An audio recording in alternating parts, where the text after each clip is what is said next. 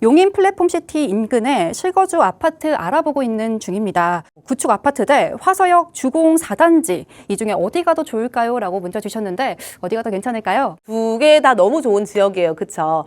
둘 중에 하나를 근데 좀 선택을 하라면 사실 생활 편의성 입장에서 생각을 하면 여기 화서역 주변에 화성 주공 아파트도 너무 좋은 단지는 맞고요. 그래도 제가 부동산 관점에서 이제 만약에 저라면 어떻게 할 거냐라고 좀 생각을 했을 때는 그래도 용인 플랫폼시티 쪽에 있는 구축 아파트에 저는 선택을 할 것 같아요. 그래서 그쪽으로 한 표를 좀 더 드리고 싶고요.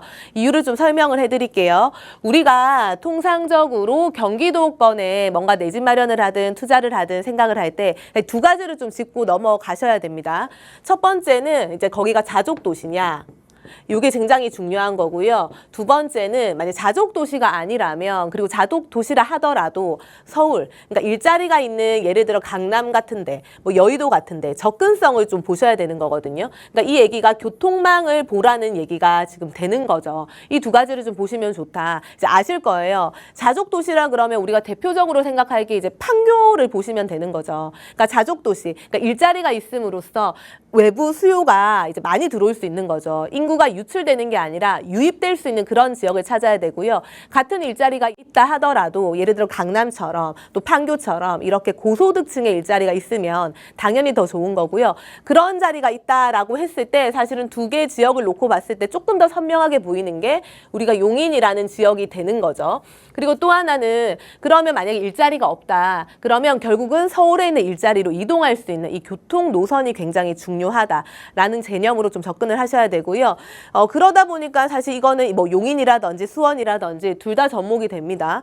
용인이나 뭐 여기 수원역 같은 경우도 GTX가 뚫리는 거고 화서역 같은 경우도 요 근방에 지금 우리가 신분당선의 연장 호재가 있다 보니까 서울 접근성은 둘 다 좋은 거예요. 그럼에도 불구하고 제가 용인을 추천드린 거는 이제 1번 때문에 조금 점수를 더 드렸다라고 보시면 되는 거고요. 수원 같은 경우는 기존에 동수원 쪽은 개발이 많이 됐죠. 지금 서수원 쪽으로 이전을 또 많이 할 거고요. 또 하나가 이제 스타필드가 생겼지 않습니까? 사실 스타필드가 생기면 가격적으로 영향을 받는 거는 맞아요. 예를 들어 성남이라든지 또 가천이 있고요. 뭐 하남 같은 데들 그런 데들이 스타필드가 생기면서 통상 아파트 가격이 한 30% 정도 오르기는 했습니다.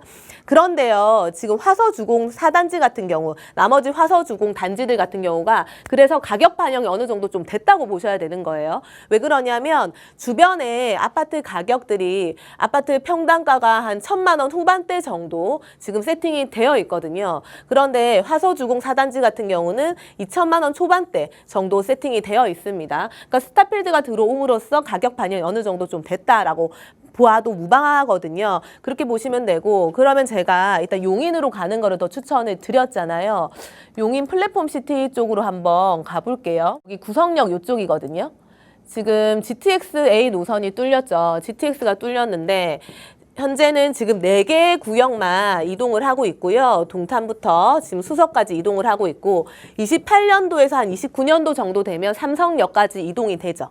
삼성역까지 다 이동이 되는 건데 마찬가지로 그 28년도, 29년도쯤이 되면 여기가 플랫폼 시티로 만들어지잖아요. 그러니까 여기가 플랫폼이고 플랫폼 위쪽에 그러니까 시티처럼 뭐 업무단지, 문화단지, 뭐 공동주택단지 이렇게 대규모로 만들어진다는 개념이고요. 여기에 완공 시기가 28년도에서 29년도. 그 다음에 GTX 전구간 개통 시기가 28년도에서 29년도. 그 시기가 도래하면 사실 여기가 폭발적으로 좀 가격이 더 변동이 있을 수 있다라고 우리가 좀 짐작을 해보셔야 되는 거고요. 거기다가 지금 여기 같은 경우는 도보권으로 이 구성역에서 도보권으로 이동 가능한 이쪽 아파트 단지들 있죠. 여기가 물론 우리가 좀 전에 봤었던 이제 화서역 인근보다 아파트 가격들이 조금 평당가가 더 높기는 합니다. 블루밍 구성, 더 센트럴 아파트 이런 아파트 같은 경우가 5구 타입으로 비교했을 때 아까 화서 주공 같은 경우는 뭐 예를 들어 6억 정도 하거든요. 그러면 여기는 7억 정도 세팅이 돼 있어요. 그럼 1억이나 차이가 나긴 하죠. 여기도 가격이 좀 어느 정도 이렇게 차이가 나긴 하지만 만약에 비슷한 금액대로 이제 간다 그러면 연업마을이라든지 조금 도보권으로 이동이 가능한데 그래도 요 외곽 쪽으로 찾아보시면 아파트를 분명히 찾을 수 있으실 거고요. 여기는 기대가 되는 이유가 뭐냐면 좀 밑으로 내려오시면 이 편한 세상 구성역 플랫폼시티 여기가 최근에 지어진 신축 아파트거든요. 여기가 5구 타입이 한 10억 선 정도 지금 시세 형성이 되어 있고요. 사실 분양할 때 고분양가라는 논란이 굉장히 많았지만 마무리가 잘 된 현장이고요. 그러면 결국은 여기 동네는 이 10억 선이 새 아파트는 기준점이 당연히 된 거예요. 그럼 다시 가서 플랫폼 시티가 사이즈가 거의 여의도의 그 버금가는 규모의 사이즈가 만들어지는 건데 일부는 일자리, 일부는 뭐 문화 자리, 또 나머지는 아파트가 들어오잖아요. 그럼 새 아파트가 공급이 될 때 어느 정도 시세 형성이 될까?